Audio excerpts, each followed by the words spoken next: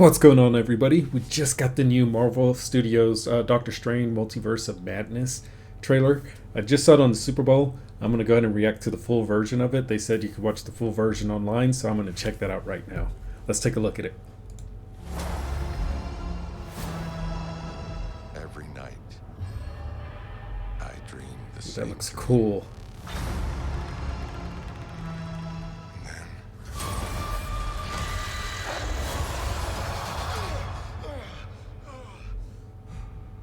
The nightmare begins.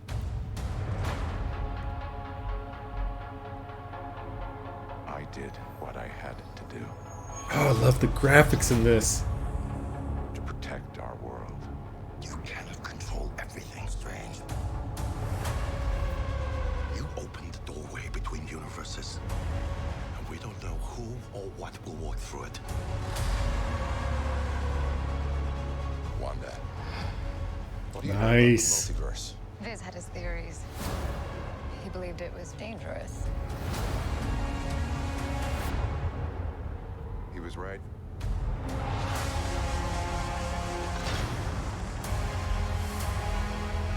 I'm Oh, sorry, Stephen. graphics are always so awesome in this. Your desecration of reality will not go unpunished.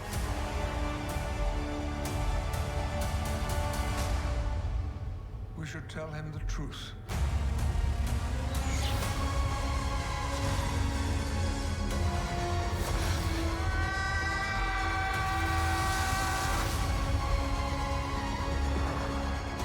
Things just got out of hand. Nice.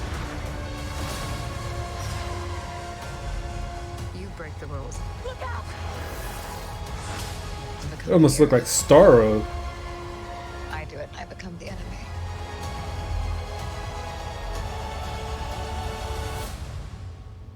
It doesn't seem fair.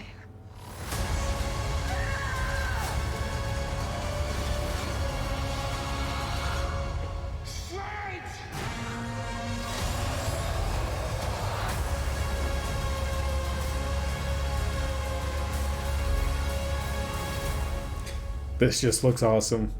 Dang, I'm gonna have to watch this. This just looks awesome. God.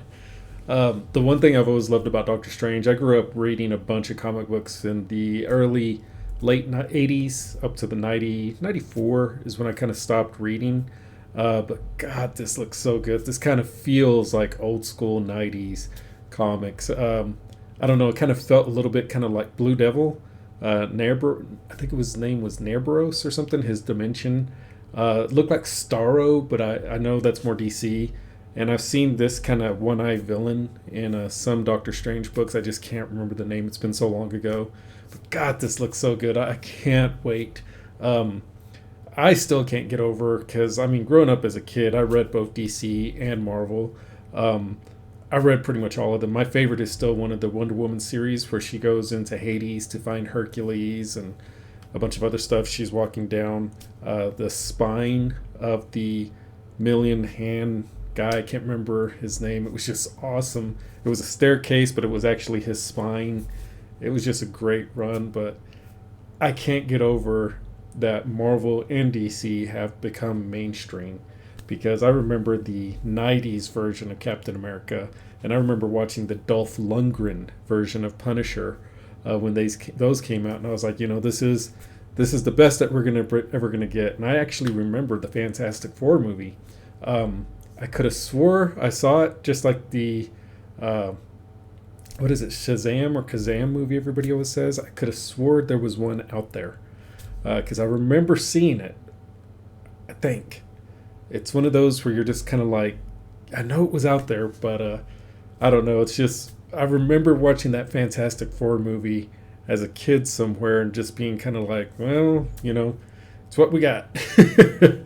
And now watching these being such a hit and people knowing the names like Cap and Winter Soldier and just, Bucky, Ant-Man, for God's sakes, Yellow Jacket, it just blows my mind, because it was so kind of like hushed or not really known about. Like the kids that I knew growing up reading comic books and collecting the old cards, the trading cards, it just was kind of like, oh, well, nobody reads that, or it was more just a different time.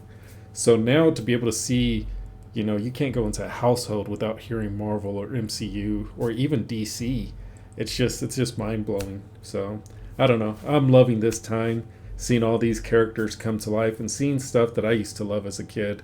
I hope they do stuff because it looked like whenever he had the Iron Man suits kind of as like a guard, I always wanted to see the vault with the guardsmen. Like, what did they do with these guys? And I was really hoping that they would have done that whenever they put the Avengers in jail, that they would have the guardsmen. Because I think they're going to go the Armor Wars. And the guardsmen were some of the ones that Tony had a problem with, that he was going to take his tech back from. And he does. He goes in there and he just kind of wrecks some shop. Kind of wanted to see a Stilt Man too. But at this point, if they do an Armor Wars, I really hope they kind of expand a little bit more, because Tony had a lot of people he had to go. There was the Beetle, Guardsman, Stilt Man, Crimson Dynamo. I think that's what his last name was. Box, I believe, was one of them from Alpha Flight in Canada. There was, the Red Dynamo. It was either the Crimson Dynamo or the Red Dynamo. But there was just a ton of other armor-plated people out there that Tony had to go and just kind of get his tech back from. So I'm really hoping that if they do an Armor Wars, they kind of expand a little bit more. Like, there's other villains out there. Bring the Beetle in there. Bring some of those other characters in there to kind of give the Armor Wars a little bit more weight. Because right now I think there's just a couple people that have some of Tony's tech, and I'm not really seeing how that can be. I don't know. Right now, I just kind of don't see like they can do an Armor Wars. Secret Wars, I can probably see. They've already introduced the Skrull, so I kind of see how they can do a Secret Wars. But the Armor Wars, I don't know. I'm really hoping they don't go that route. This route looks great so far, where they're going into the multiverse and they maybe bring in some different superheroes and villains. It's a great way to start introducing people. I'm not really a Venom fan. I feel the Sony version didn't really capture Venom that well. Venom wasn't a comedian as much. It feels very Deadpool to me, and Venom was never that. Venom was one of those, he's gonna come in and wreck some stuff. Venom he did have a twisted sense of humor, but it wasn't like comedic, if that makes any kind of sense. It was more just kind of, he's gonna come in here and handle his business, and he's savage. I really love Harding, but I don't know, the Venom that we got and the Carnage that we had, it just really didn't hit it for me. I don't know if I want them to bring Carnage back. I've been thinking maybe they should bring in Midnight, the cyborg. I don't know if y'all read that series, but Midnight was kind of a Carnage light.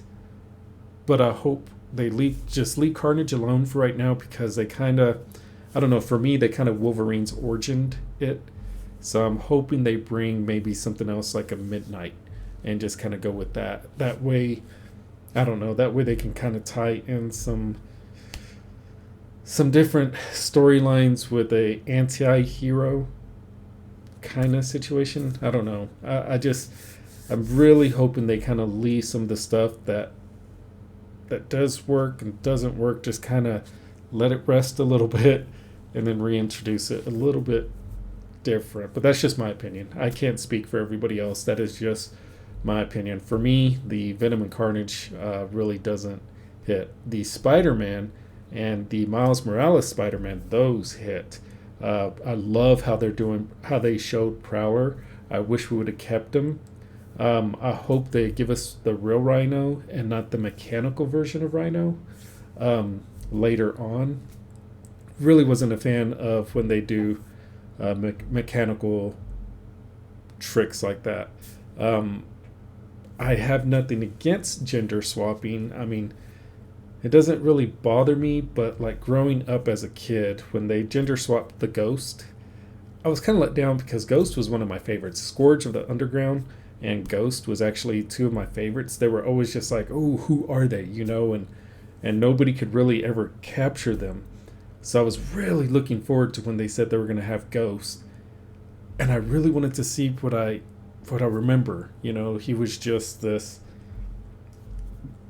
frustration for a lot of people, just like the Scourge of the Underground and the Power Broker. So I was kind of disappointed, like, man, they didn't give me, what I was really hoping for. And then they did the thing with Taskmaster where they gender swapped him and really changed his story. That bummed me out. Taskmaster is one of those where it's just, I remember reading so much on him and seeing him appear, and just people were always like, ooh, it's the Taskmaster, and it just really bummed me out. But there's been a lot of hit or misses with Marvel. Really did not like the way they portrayed Danny Rand, Iron Fist. Oh my God, if I can go on for days. That one was just, oh God Almighty, that one was bad. That one was really bad.